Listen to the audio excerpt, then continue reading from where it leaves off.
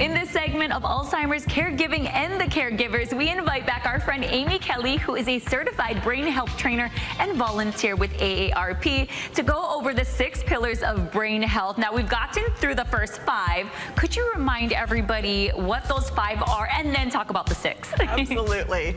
So our first pillar was be social. Then we talked about exercising regularly, eating right, managing stress, sleep. Yes, that's a big one. Now we're going to talk about engaging your brain. Engaging your brain. Engage my brain trying to remember those 6. That's what it's all about, is kind of using that brain, doing things so that it engages, right? That's why we have these scarves today. We're going to get to the fun in just a moment, but please share about what that means to engage your brain. Absolutely. So our brain is actually able to change throughout our life. We used to think that we were born with all the brain cells we'd ever have, we can't make new ones. Not the case. So our brain changes through a process called neuroplasticity. So we can make shiny new brain cells by engaging our brain, and that means exploring the world around us, staying curious, going to new places, really being curious about what's happening there. And of course, you could take a class, but who has the time for that when we're caregivers and living our lives? So there are many other ways that we can engage our brain.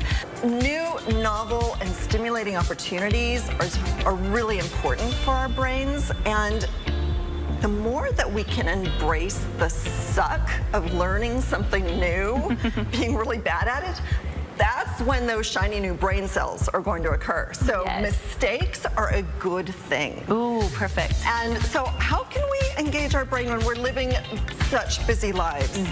Well, you can always read a challenging book.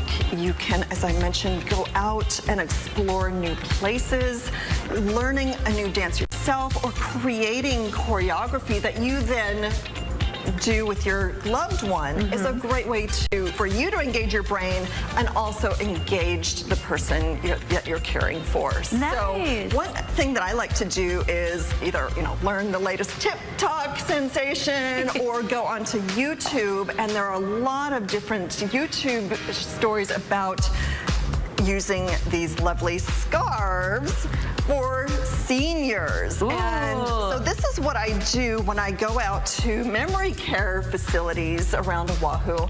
I will create these dances that I do with my seniors, and we can do it in the chairs. Nice. Or you can do it standing, which we'll do today.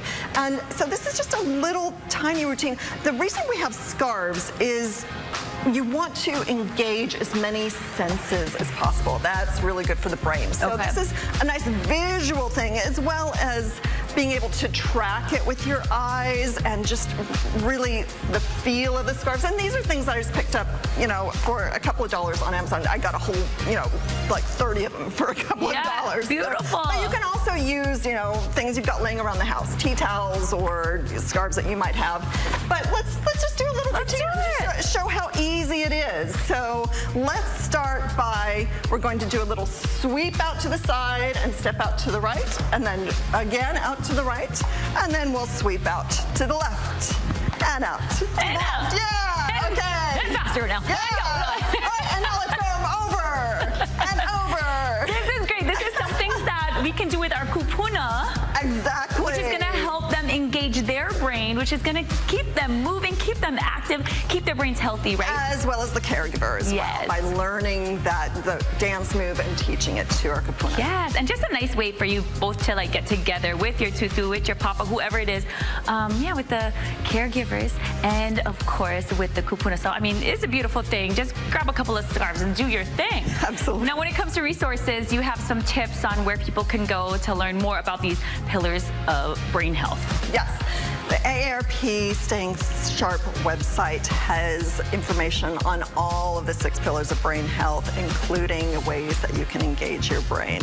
Amy, thank you so much for joining me today. Of course, head to HiNowDaily.com because we've got all the episodes 1 through 6 all there for you to rewatch and learn a little bit more about how to keep your brain in check and healthy with those 6 pillars. Thank you so much for joining me. Thank you. I think I'm going to need to give those to you. You're having too much fun. Aloha.